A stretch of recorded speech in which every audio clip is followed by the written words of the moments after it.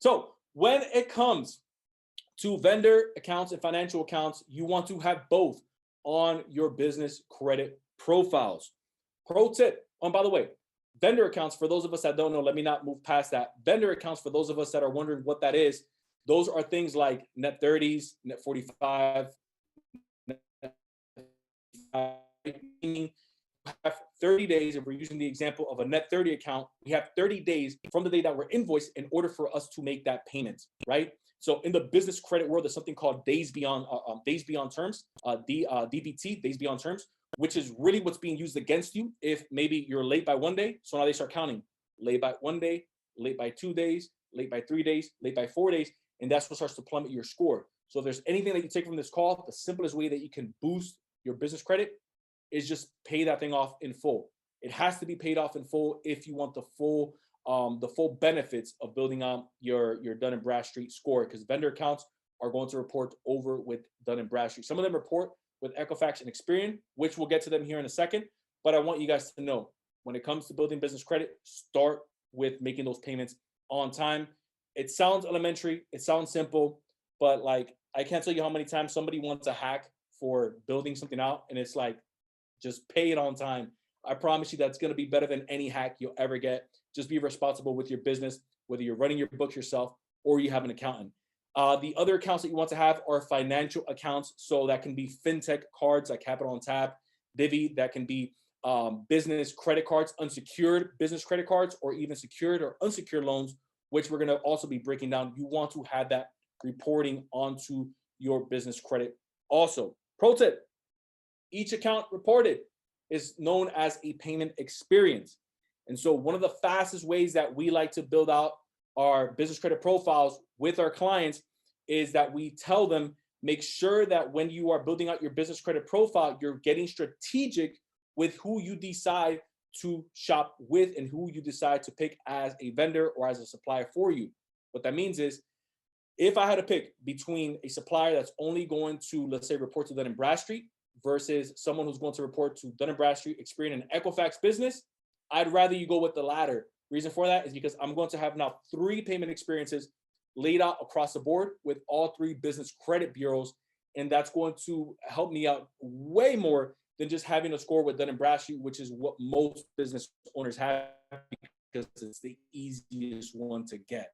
Right? So if you can get someone with Experian and Equifax, then by all means, take that. And I'm also going to be showing you guys some different accounts that you guys can tap into, but you want to make sure that you're building it out across the board.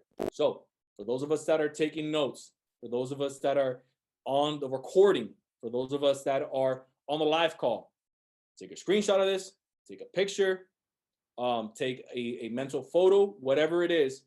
These are some of the accounts that you can quickly move into to build up an 80 paydex score, to build up at least an 80 on the Intella score, which is Experian, and to build up, I'd say you want at least a 400, maybe a 420 over with Equifax, because Equifax one of their scores ranges from 224 to 580, right? And so the way that you want to set this up is up top, I have Uline, Summa, and Granger office supplies. I listed those up top because it's the one that you guys are most likely familiar with. It's the one that everyone talks about, and rightfully so. They've been out for quite some time and they still report. But one of the things that you want to note is that in order for you to get these tray lines to actually report to your credit, it has to be something that they deem, worthy. So you want to make sure that you're spending at least $100 with them in order for them to actually report it on the back end. This is known as the tier system. I'm going to give you guys the PG and the non-PG way.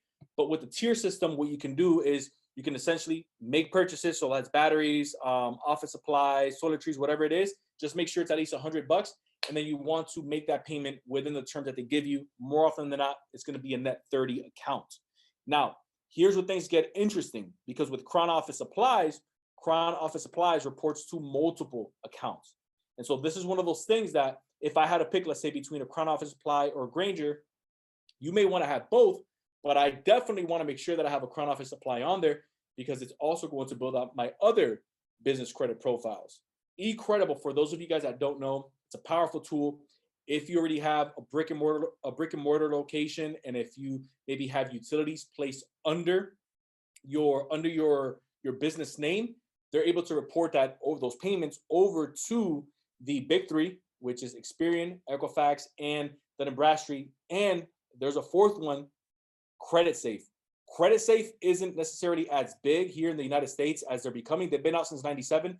They're bigger overseas. If you're wondering who uses Creditsafe, Creditsafe is used by BMW, Volvo, Nestle, more so the European companies. That may be a bigger player moving down the road, but for the purpose of this call, just focus on Experian, Equifax, and Dun & Bradstreet, because you'll still be able to get the cars non-PG. You'll still be able to get some of the corporate credit that you guys are wanting to get access to. When it comes to checking your business credit, we have it on there. NAV. You can have a free account with NAV, but I recommend, if you want to have Trayline's reporting onto your business credit profile, they report them across the board.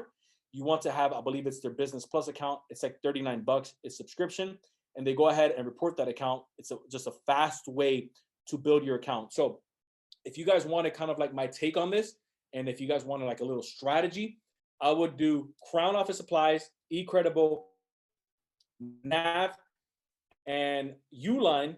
There's 4 right there, right? Remember, they're reporting across the board. So now we're essentially building out our business credit across the board. And then I would go ahead and maybe pick a Sam's Club card. One of the reasons why I would pick a Sam's Club card is because a Sam's Club card, the only thing that you have to be is a member with Sam's Club, but it's non-PG, meaning it's going to be EIN only. And by the way, it's not just EIN, but it's also a MasterCard, which means you can use it anywhere a MasterCard is accepted. So it's as good as a traditional credit card.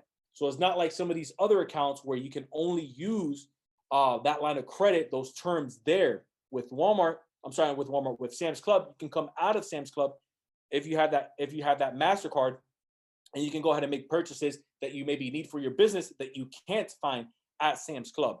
Now, the trick with getting approved for Sam's Club is you want to go in person. That's the first thing. Obviously, you want to be a member. So become the member. You want to go in person. And then the third thing is you don't want to put your social on the application, because they will hard pull you. I'll tell you right now, like don't message Rad and his team saying, hey, they hard pulled my credit. If they did, you guys, it's most likely because you use your social.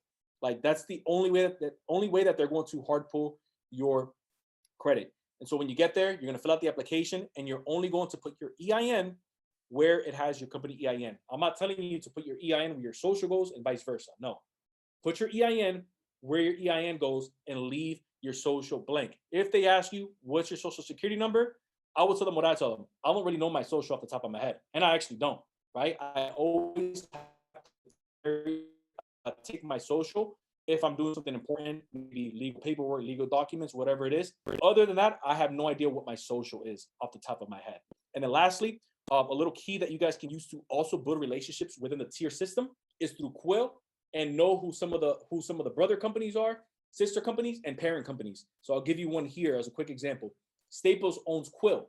And so if I use Quill, which again is another office supply store like Uline, Summa, and Granger, and I'm kind of placing my bets on who I want to a relationship with. Me personally, my tier 2 account, once I want to get maybe a Staples business card that I can use with them, they're going to see that relationship has already been built with one of their companies in-house.